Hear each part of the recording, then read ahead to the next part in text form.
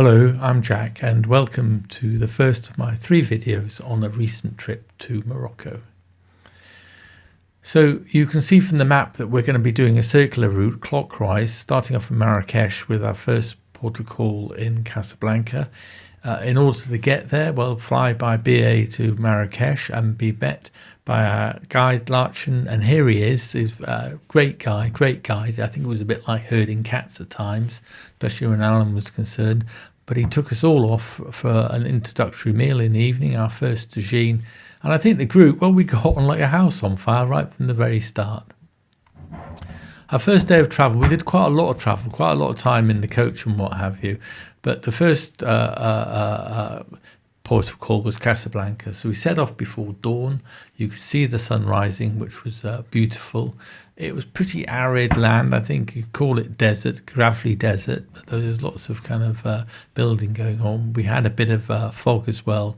And we stopped off somewhere where they're selling tagine pots. Wherever we went, we were followed by tagine pots. So that was good. The mosque at Casablanca was astonishing. It is relatively recently built. It's massive and no expense has been spared. I think we were very fortunate. We're like the first people in, which is a typical Exodus thing. So there are not too many crowds at all. It's not just the scale of the building, but the materials and the workmanship that's been involved. Look at this. It's massive. Going around here. Here's my group. There are not many of us in here. Going all the way around to there. Wow. Looking up, you could see that the ceiling was opened when it was really hot, and the detailing was fantastic. We had a very good guide. You can see us all being gathered here around his feet. He told us not just about the mosque, but a fair bit about Islam itself. In other words, one God. I call it Allah, you call it God, Dios, Elohim, Adonai, God, both Dios is one God. And one religion, because the message is the same. And one human civilization. Wherever you looked, you could see the architectural work and the detailing was absolutely fabulous. One of my favourite bits was when you went downstairs to the washroom. You'd think that would be a poor relation to what was above, but it really was quite astonishing.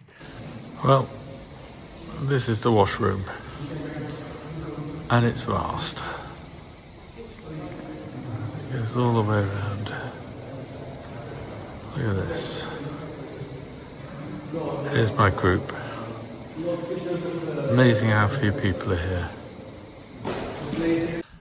As we came out through the pillars, you could see the famous lighthouse at Casablanca. It was quite a sight. And this is a photograph I took of one of many group shots, and we all enjoyed that visit before going off for a meal, tagines, pastillas. And then the drive to Rabat, we went to 2 bits really there. It is one of the imperial cities and it was once the capital. So we started off by going to this kind of mausoleum to one of the kings and his sons where they are laid to rest. That was quite something. Then down into the valley and up, you can see the river there. Some quite amazing modern futuristic buildings till we get to the old town and its walls. You get inside, there's the kind of Jewish area, market area, wander through.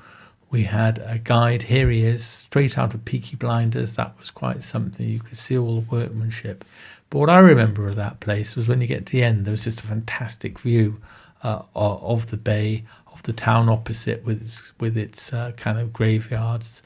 There were lots of locals there. We were kind of coming out of season really and courting couples with their own lighthouse as well, and we had time to kind of nip into the gardens and admire the walls before going off for a fabulous meal. We had lots of fabulous meals. We ate very well. Here's the interior of the hotel and the town walls at Rabat. A good day. Well, next day we're going to Fez. You can see in the morning there were some rain clouds gathering. Day 2, we're off to Fez. Isn't that exciting? Big Roman thing there. Only problem is it might rain. I'm hoping it's not going to. We set off in the coach to Meknes. There's this lots and lots of gates. It's kind of fabulous gates and walls. It's known as the Versailles of Morocco. Lots of fountains. Here's a statue to the waterman, and here's a photograph of a real waterman. The storks were keeping a beady eye on everything, and we had here's another guide taking us round. Carpets because of the color and because they come from the topic. Later on, you go around if you love one of the carpets. But everywhere we went now, you're seeing the arches, the architecture, the internal courtyards, the workmanship, the infinite patterns, the lanterns hanging down, the fountains in the middle of the courtyards. Absolutely gorgeous and beautiful. One of the major reasons why I wanted to go to Morocco. You come out and there's a big market square, a bit like Marrakesh. You can see the kind of walls going all the way around. This is a very famous gatehouse in blue and green tiles, and there's a group shot of all of us, but by now it was just starting to spit with rain. It's raining and I've left my coat in the van. Idiots. So we dived into the kind of local marketplace, and that was quite something. This is a typical kind of presentation of all the spices and what have you. Very good. A lunchtime meal. We certainly didn't go hungry before going on to the old Roman town of Volubilis, I think it's called, which was buried under time for ages and discovered about 100 years ago. And they're busy, kind of a bit like Pompeii, really, kind of peeling back the layers and in this case rebuilding some of the work. So when you see these pillars or you come across kind of gatehouses, they've been put up more recently. There's some fabulous mosaics and buildings there. But the thing that stuck in all our minds was our guide. He was the keenest guide that we had in our entire time, and nothing could stop him giving his spiel. You can see him talking here, beginning to lose his audience as it gets wetter and wetter, and the rain was starting to come down and down and down, and we were a bit of a wet bunch. Building, the Justice Palace here. It was built at the beginning of the 3rd century, and it had been reconstructed by the French. You see the bricks there? The bricks are the reconstruction. And there is the forum here. The forum, this is like a market, the marketplace. The Greek name is Agora. Agora. You know the word agoraphobia? Yes. Fear of the open space. This platform on the right is called oratorium for speech, and this is auditorium here. And at the 300 street, they had the door here, another door over there, and another door over there. They had the door because they closed the door. Probably they kept animals inside the door. At the end, we all trudged down the hill. But, it was a fantastic visit. And I think this photograph by Neil kind of sums the whole thing up. Really, really atmospheric. We're the only people there. In a funny way, the rain enhanced the whole thing.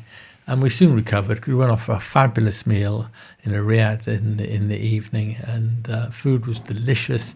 And here's a photograph by Paulina of all the sauces and spices. And we were a very happy bunch when it came to our group photograph with Granny here pouring the tea.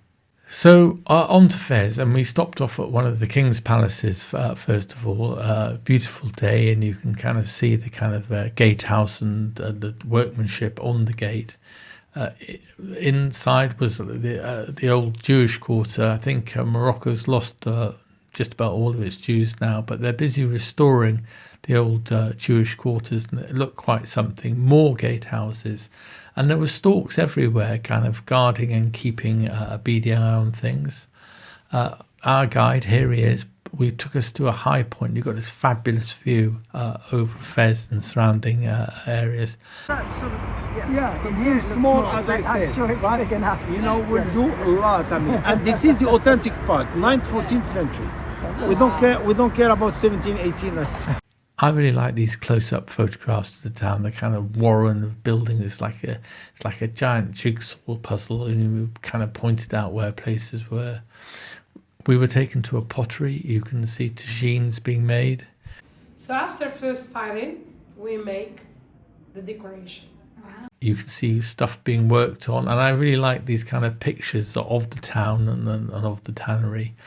Our guide, I think, had been born in the marketplace, took us for this tour through the narrow streets. Again, we have to thank Neil for this wonderful time-lapse photography going through the alleyways, and onto the kind of all the men working away. And then onto a madrasa, and one of the great things about the madrasa is fabulous photographic opportunities, especially because it's got you can go upstairs and you've got these windows, you can kind of pop up out of these windows. So here's Tony doing his thing, and then Paulina, yes, Hannah, yes, she gets 2 photographs, yes, there she is, and Lucy, well, she gets 1 and I get 1, and Alan and Heather, yes, our only married couple, our loving married couple, there they are, both at the top and the bottom. And then back into the marketplace. One of the highlights then was the tannery, astonishing views. You can see all the different colours, and I wouldn't want to be the guy working in the whitewash area. The water is cold. You have the combination that you can't wear it because But there you are, you've also got all the satellite dishes as well. Finished leather products, then metalwork and the finished lanterns, which I think are absolutely beautiful, as well as some fine pictures. And then our guide explained.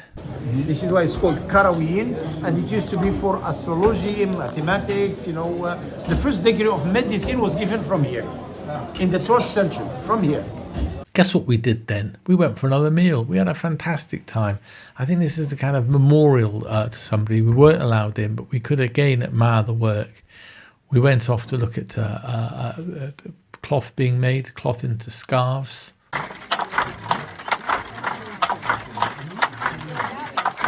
Hannah wanted to buy, so a very enthusiastic salesman here wrapping her up, and by the end of it you couldn't recognise her at all. And then she was joined by Omar Sharif. Yes, Omar Sharif, isn't that amazing? Then on to our hotel, a lovely view. view from the hotel bedroom. Looks pretty good to me.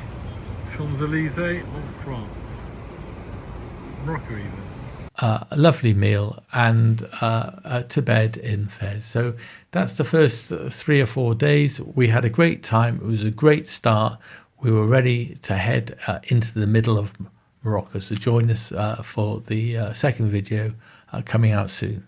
Okay, that's it. Thank you very much. Bye-bye. Bye-bye.